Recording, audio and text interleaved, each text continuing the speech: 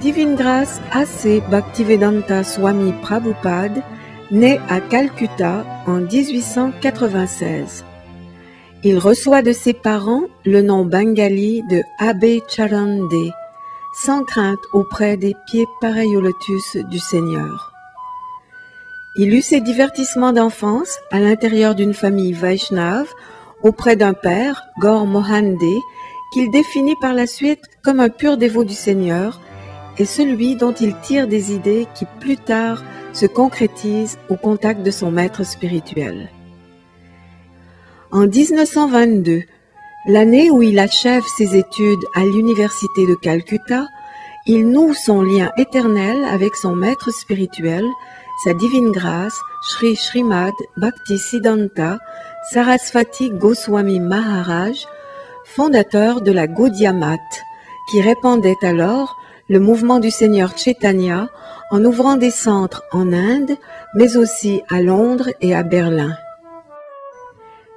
Srila Bhaktisiddhanta Sarasvati, maillon d'une succession disciplique qui remonte jusqu'à Krishna lui-même, perçoit immédiatement les qualités exceptionnelles du jeune homme et lui demande immédiatement « Tu es un jeune homme intelligent, tu devrais prêcher le message du Seigneur Chaitanya en langue anglaise. » Il lui confie la tâche de faire connaître à l'Occident matérialiste la pure philosophie de la Bhagavad Gita, soit la science de la réalisation spirituelle.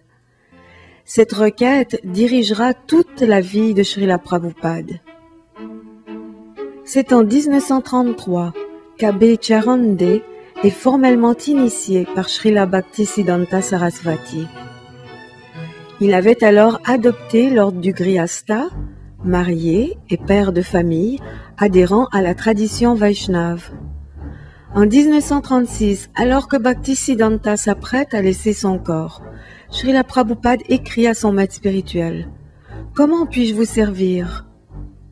Srila Bhaktisiddhanta lui répond « J'ai pleine confiance que tu peux parfaitement exprimer notre pensée et nos arguments en langue anglaise. » et lui confirma son désir de le voir implanter le message de la Bhagavad Gita dans les pays occidentaux. En 1944, il prit le nom de Bhaktivedanta. Pendant la Seconde Guerre mondiale, alors que le papier se fait rare, Srila Prabhupada commence sa revue Back to Godhead, le retour à Dieu, encore publié aujourd'hui. Pour payer les frais d'imprimerie, il collecte des donations, il la rédige, la révise et en fait lui-même la mise en page. Elle avait alors le format d'un journal. C'est également lui-même qui s'occupe de la vente. Un jour par semaine, il part pour New Delhi distribuer ses Back to Godhead en conversant avec les gens sur la science de la réalisation spirituelle, dans les salons de thé et sur la rue.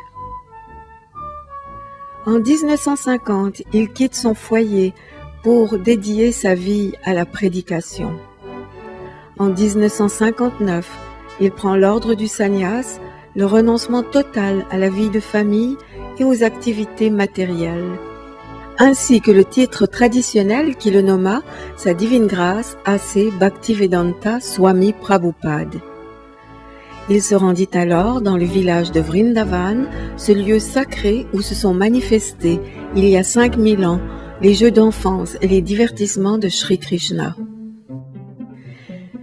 Dans sa petite chambre du temple Radha Damodar, il traduit du sanskrit et commente en langue anglaise le premier des 10 chants du Srimad Bhagavatam, aussi appelé le Bhagavad Purana, la crème des Védas.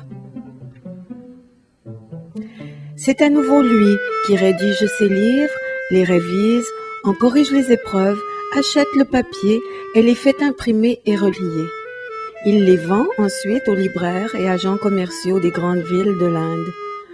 Outre ce grand travail, A.C. Bhaktivedanta Swami Prabhupada continuait à rédiger et à publier régulièrement sa revue en langue anglaise. Il médite constamment sur la célèbre phrase du Seigneur Chaitanya « Un jour viendra où les saints noms du Seigneur seront chantés dans chaque ville et village du monde. » À 65 ans, mu par le sentiment que pour toucher l'Occident, sa prédication doit se faire d'abord aux États-Unis, il conçoit que si les Américains prennent la conscience de Krishna, les autres pays du monde suivront leur exemple. Il obtient alors un billet gratuit sur le Jaladutta, un cargo de la Scindia Steamship Corporation, et après un voyage houleux de 35 jours, Srila Prabhupada aura 2 crises cardiaques durant cette traversée. Il débarque enfin aux États-Unis en 1965. La traversée a été financée par Srimati Moraji, une femme pieuse de la compagnie de transport. Pour toute fortune, il avait emporté ses manuscrits et ses livres, ainsi que 40 roupies, l'équivalent de 5 $. En route, il écrit les fameux poèmes qui dénotent bien que sa divine grâce, dans son humilité et sa parfaite soumission à Krishna, n'a en fait jamais quitté Vrindavan, mais le transporte avec lui de l'autre côté de l'océan. 6 mois plus tard, il loue une petite devanture de magasin au 26 de la 2nd Avenue dans le Lower East Side de New York. Le Lower East Side n'est pas un quartier des plus recommandables. C'est pourtant là que quelques âmes sincères trouvent graduellement refuge au pied pareil lotus de Srila Prabhupada, qu'ils appellent affectueusement Swamiji. Srila Prabhupada rassemble les plus intéressés parmi ses chercheurs spirituels. Ils vont au jardin public Tompkins Square Park. Srila Prabhupada y organise la première réunion de chant en plein air, Sankirtan, qui se soit jamais produite en dehors de l'Inde. Les passants sont stupéfaits devant ces jeunes gens qui chantent et dansent en pleine extase. Les jeunes Américains, pour la plupart à l'époque des hippies, sont nombreux à sentir l'attrait de sa personnalité effulgente. Ils commencent à chanter le Mahamantra en sa compagnie dans les parcs et assistent à ses conférences sur la Bhagavad Gita. Se joignent à eux poètes, érudits, ainsi que des personnes provenant de différentes classes sociales. Les processions chantantes deviennent bientôt régulières et les premiers dévots sont initiés par Srila Prabhupada. En juillet 1966, Srila Prabhupada enregistre officiellement l'Association internationale pour la conscience de Krishna, ISKCON en anglais, et commence à développer son infrastructure pour répandre le message de Krishna dans le monde entier. Srila Prabhupada relance sa revue Back to Godhead que les dévots nouvellement initiés distribuent dans les rues. Srila Prabhupada organise régulièrement des réunions de chant et donne des conférences pour les personnes désireuses de comprendre et qui s'assemblent sur le pas de la porte. Il distribue toujours du prashadam, nourriture consacrée, et très bientôt commencent les premiers festins du dimanche. À sa demande, ses disciples, désireux de l'aider dans sa mission, s'activent à ouvrir des centres dans le monde. Ceci afin que s'accomplisse le désir du Seigneur Chaitanya, soit de submerger la planète jusque dans le Kali Yuga avec la conscience des gloires de Krishna, Dieu, la personne suprême. Chaitanya Mahaprabhu avait aussi prédit que l'âge d'or s'épanouirait pendant 10 000 ans à l'intérieur de cet âge de fer, âge de discorde et d'hypocrisie. Bhaktivinoda Thakur, l'acharya précédent, Bhaktisiddhanta Sarasvati Thakur, le maître spirituel de Srila Prabhupada, avait aussi prophétisé la venue imminente de celui qui allait répandre la pure conscience de Dieu à travers le monde. Infatigable, sa divine grâce, A.C. Bhaktivedanta Swami Prabhupada, voyage d'un bout à l'autre de la terre. Il s'adresse chaque jour à un vaste auditoire et avec constance instruit ses disciples pour que la sagesse védique, dans sa pureté originelle, puisse à travers eux être offerte à tous. Tandis que nombre d'érudits ont adapté plus que traduit les textes sanscrits selon leur compréhension, A.C. Bhaktivedanta Swami Prabhupada prend toujours soin d'inclure dans toutes ses œuvres d'abord le verset sanskrit originel, puis sa translittération en caractères romains, sa traduction mot à mot et sa traduction littéraire. Pour favoriser la transmission de cette connaissance éternelle, il en précise donc la teneur et la portée, et son commentaire s'éclaire à la seule lumière des enseignements scripturaires. Ces commentaires foisonnent de citations provenant d'êtres réalisés qui s'attachent à la lignée de maîtres à disciples qui les ont précédés. A.C. Bhaktivedanta Swami Prabhupada, non sectaire, valorise le message profond des écritures spirituelles des différentes confessions présentes sur la terre. Tel un réformateur, il amène son lecteur sincère, d'une part, à s'attacher concrètement à l'essence de toute religion, soit à l'amour de Dieu et à ce qui vient par sa grâce, mais aussi à abandonner toute forme de religiosité matérialiste qui corrompt trop souvent les institutions. Srila Prabhupada, à son tour, enjoint ceux qui se lient à son mouvement de distribuer ses livres et insiste pour que tous suivent son enseignement sans l'altérer de spéculations qui pourraient favoriser quelques buts personnels. A.C. Bhaktivedanta Swami Prabhupada ne prend que très peu de repos et de nourriture.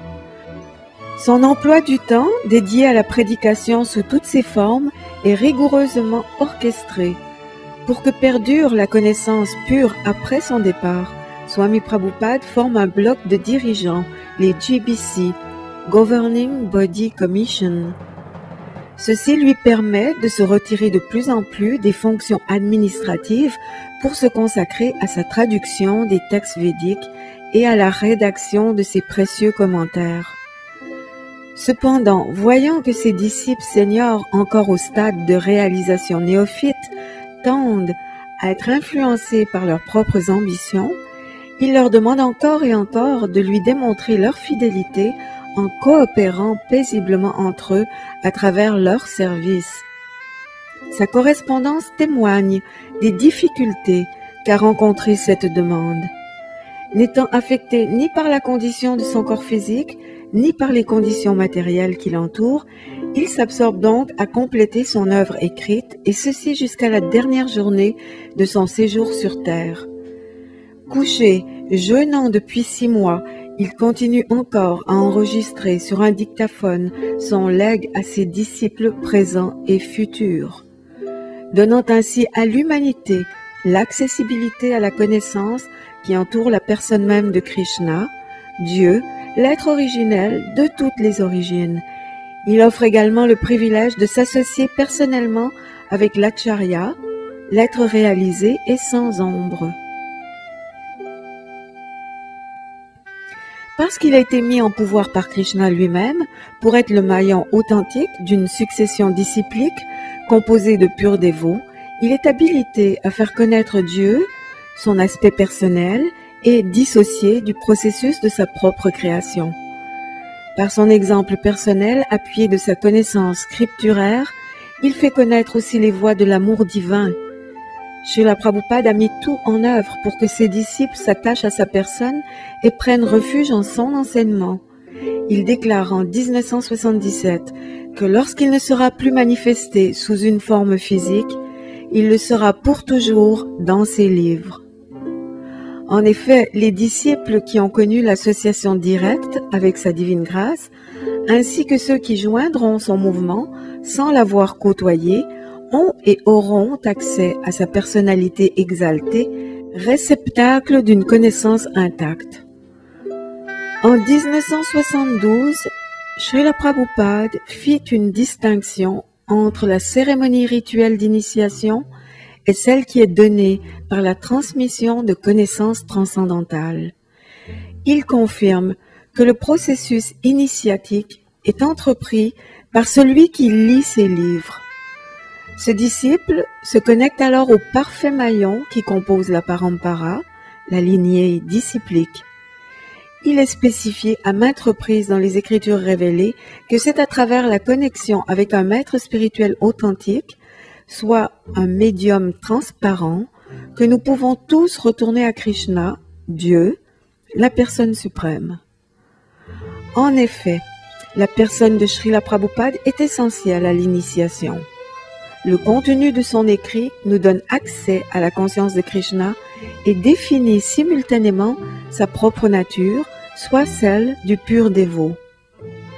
Même lors de sa présence physique, c'était l'étude de son enseignement, dont il est indissociable, qui donnait l'accès à une compréhension de la dimension transcendantale et intime de sa personne.